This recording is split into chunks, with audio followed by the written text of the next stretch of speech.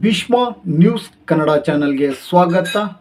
ಹಿಂದೂ ಕರ್ನಾಟಕ ರಾಜಕಾರಣದಲ್ಲಿ ನೂತನ ಮುಖ್ಯಮಂತ್ರಿಗಳಾಗಿರ್ತಕ್ಕಂಥ ಶ್ರೀಯುತ ಸನ್ಮಾನ್ಯ DK ಶಿವಕುಮಾರ್ ಅವರು ಒಂದು ಆದೇಶವನ್ನು ಹೊರಡಿಸಿದ್ದಾರೆ. ಇನ್ನು ಮುಂದೆ ಗೃಹಲಕ್ಷ್ಮಿಗೆ ಬಿಗ್ ಶಾಕ್. ಏನಿದ್ರು ವಿವರ? ಬಿಗ್ ಶಾಕ್ ಅಂದ್ರೆ ಏನು ಅಂದರೆ, ಇನ್ನು ಮುಂದೆ ಕರ್ನಾಟಕ ರಾಜ್ಯದಲ್ಲಿ ಟ್ಯಾಕ್ಸ್ ಹೋಲ್ಡರ್ಗಳು, GST ಕಟ್ಟತಕ್ಕಂಥವರು ಅಥವಾ ಮರಣ ಹೊಂದಿದಂಥ ಖಾತೆಗಳಿಗೆ ಬೀಳ್ತಕ್ಕಂಥ ಹಣ ಶ್ರೀಮಂತರ ಖಾತೆಗೆ ಹೋಗ್ತಕ್ಕಂಥ ಗೃಹಲಕ್ಷ್ಮಿ ಹಣ ಇನ್ನು ಮುಂದೆ ಹೋಗೋದಿಲ್ಲ.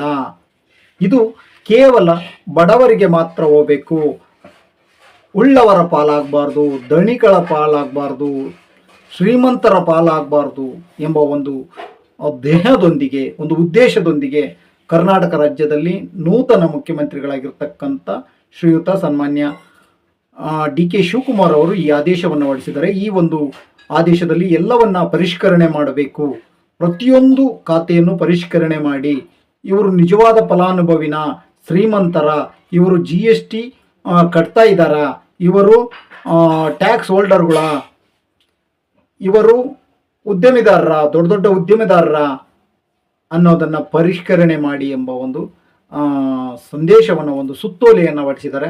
ಆದ್ದರಿಂದ ರಾಜ್ಯದಾದ್ಯಂತ ಗೃಹಲಕ್ಷ್ಮಿ ಹಣಕ್ಕೆ ಈಗೊಂದು ಬಿಗ್ ಶಾಕ್ ಅನ್ನು ಸಿಕ್ಕಿದೆ. ಇನ್ನು ಮುಂದೆ ಈ ಪರಿಷ್ಕರಣೆ ಆದ ನಂತರ ಸರ್ಕಾರ ಹೊಸದಾಗಿ ಅರ್ಜಿಯನ್ನೇನಾದರೂ ಕರೆಯಬಹುದಾ ಅಥವಾ ಹಳೆಯ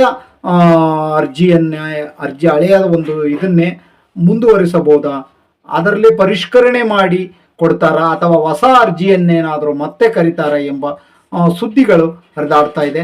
ಇವತ್ತು ನಾವು ಈ ಒಂದು ವಿಷಯವಾಗಿ ಕರ್ನಾಟಕ ರಾಜ್ಯ ಸರ್ಕಾರದ ಆದೇಶದನ್ವಯ ಪ್ರತಿಯೊಂದು ಫಲಾನುಭವಿಗಳು ಈ ಒಂದು ಗೃಹಲಕ್ಷ್ಮಿ ಏನು ಹಣ ಇದೆ ಇದನ್ನು ಪರಿಷ್ಕರಣೆ ಮಾಡಲು ಒಂದು ಆದೇಶವನ್ನು ಹೊರಡಿಸಲಾಗಿದೆ.